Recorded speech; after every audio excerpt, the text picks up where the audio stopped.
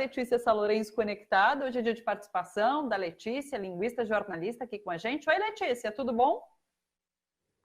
Tudo bom, Thalita? Estamos sim, estamos juntos.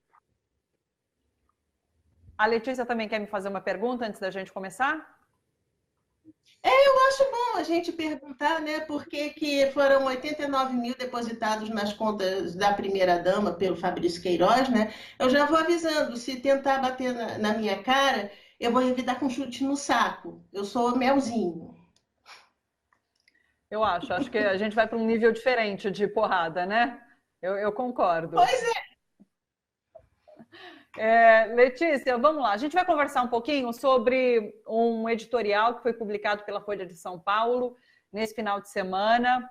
A Folha trouxe uma espécie de comparativo entre Jair Bolsonaro e Dilma Rousseff. O texto, acho que a gente consegue colocar, inclusive, na tela. O título desse editorial é Jair Rousseff. O texto traz um paralelo entre políticas adotadas durante o governo Dilma Rousseff em relação a contas públicas, gastos públicos, e o que estaria sendo pretendido por Jair Bolsonaro também nesse sentido de gastos públicos. Dilma Rousseff respondeu com um texto também publicado, inclusive, no site dela. Acho que a gente também tem imagem desse texto.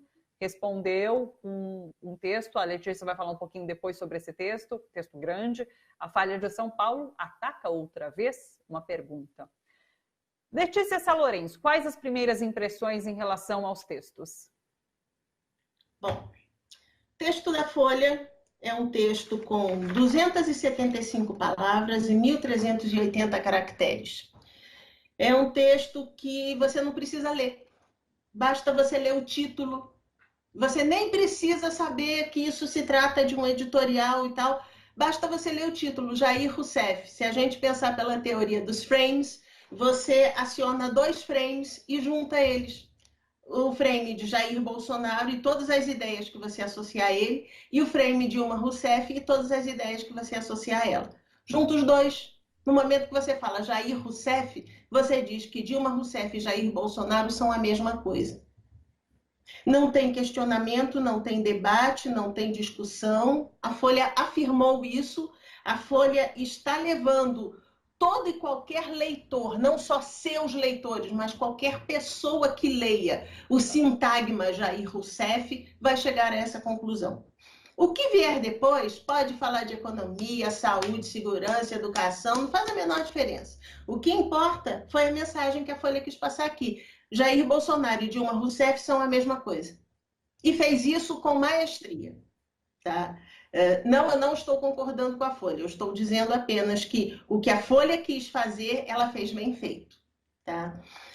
A partir daí, o texto se seguiu. A única pergunta que eu fiz foi: mas é isso mesmo? A Dilma realmente queria acabar com o teto de gastos? No governo dela, o teto de gastos foi estourado? Aí eu peguei o texto da Dilma. O texto da Dilma é um texto forte, é um texto poderoso, é um texto contundente, é um texto que responde muito bem, só que é um texto de 970 palavras e 5.928 caracteres.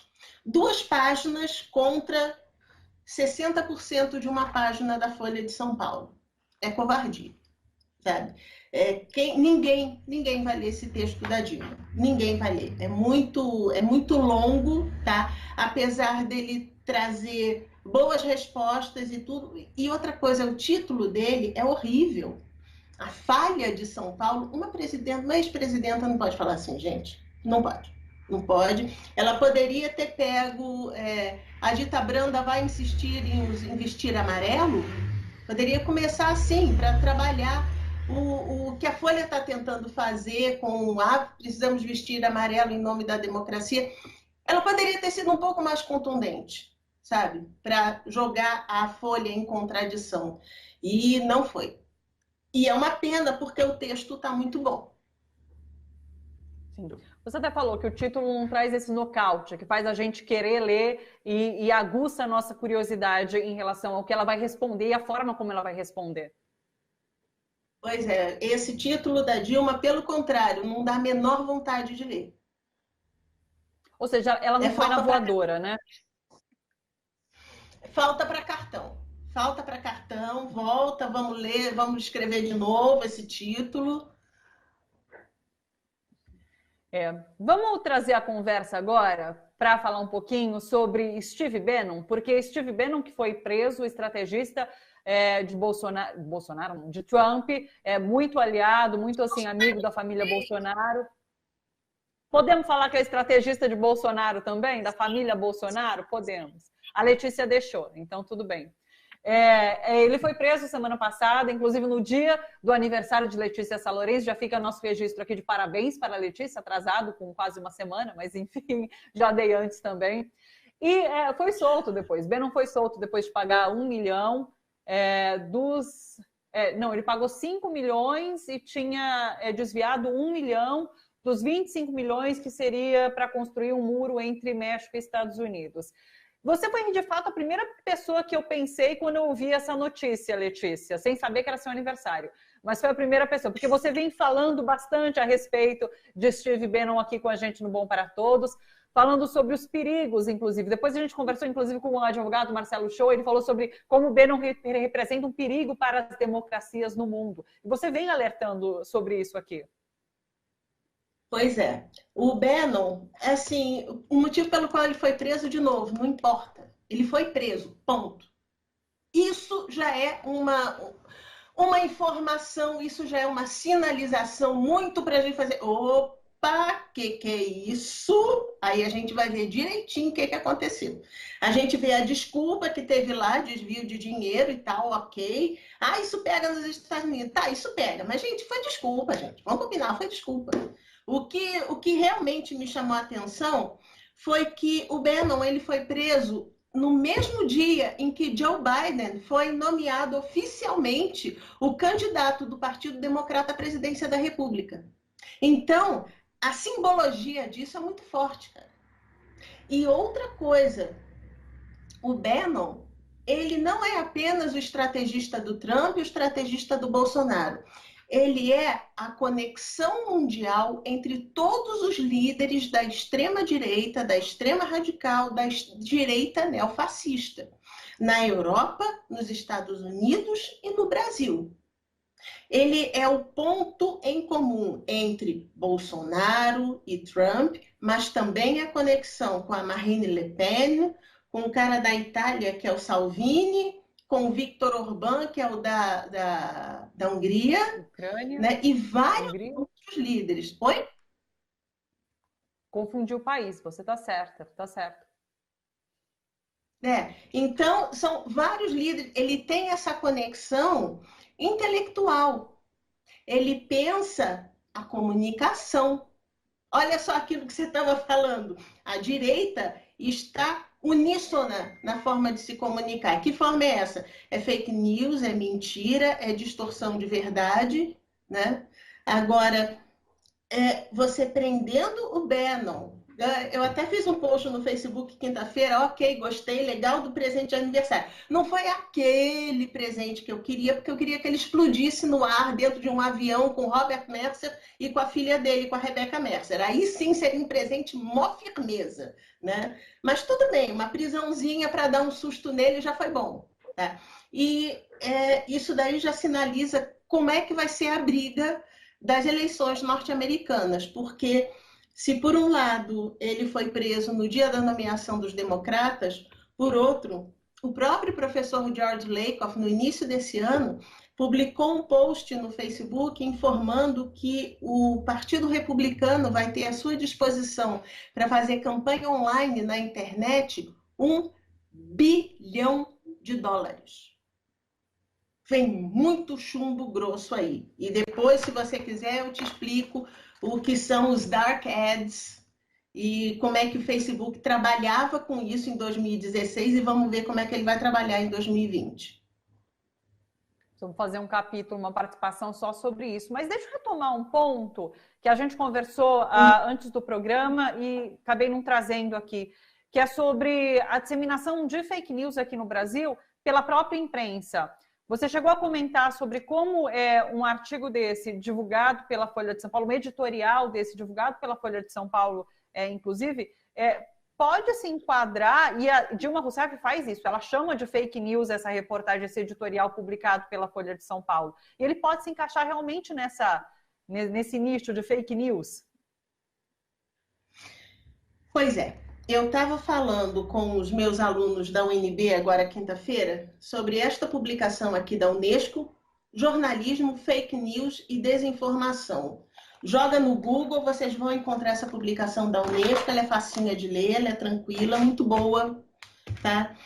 E nessa publicação, a Unesco se deu ao trabalho de chamar acadêmicos que estudam fake news no mundo inteiro para falar sobre os diversos tipos de fake news. Então, vão misinformation, disinformation, malinformation, das diferenças entre todas. E esse livro, ele é bem claro ao dizer: não enquadre nenhuma notícia publicada pela grande imprensa em fake news, porque não procede. Porque a imprensa não age de má fé. Quando ela comete um erro, ela corrige, ela informa aos seus leitores: olha, eu cometi um erro, estou corrigindo.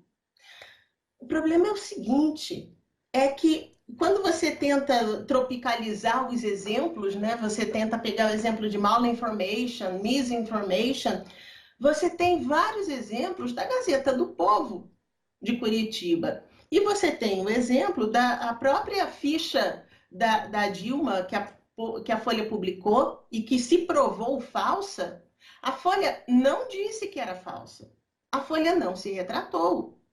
O Jornal Nacional, dias antes do Lula ser nomeado, lá em 2015, quando ele ia ser nomeado ministro da Casa Civil, o Jornal Nacional vazou, na verdade foi Sérgio Moro que vazou e o Jornal Nacional publicou a conversa entre Lula e Dilma, que foi tirada de contexto e que foi recontextualizada, e todo mundo começou a brincar com aquele tchau, querida, né? E isso daí, conversa verdadeira, tirada de contexto, utilizada com o objetivo de prejudicar uma pessoa, o nome disso é malinformation, má informação.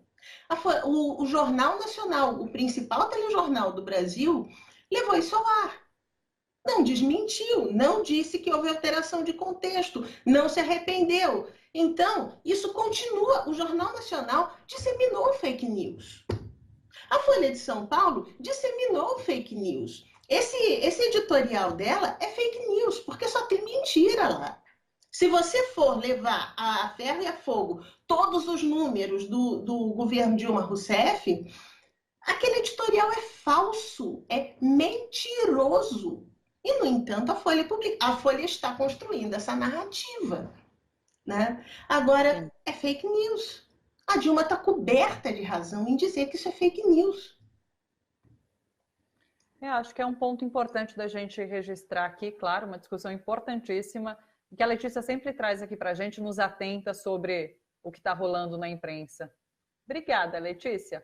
Um beijo grande para você e até semana que vem. Beijo até semana que vem. Eu desejo mais calorzinho para vocês aí no Centro-Sul, tá? Porque aqui tá 30 graus. Ai, precisamos. Tá um frio danado aqui, apesar de um sol lindo. Beijo, Letícia. Até semana que vem.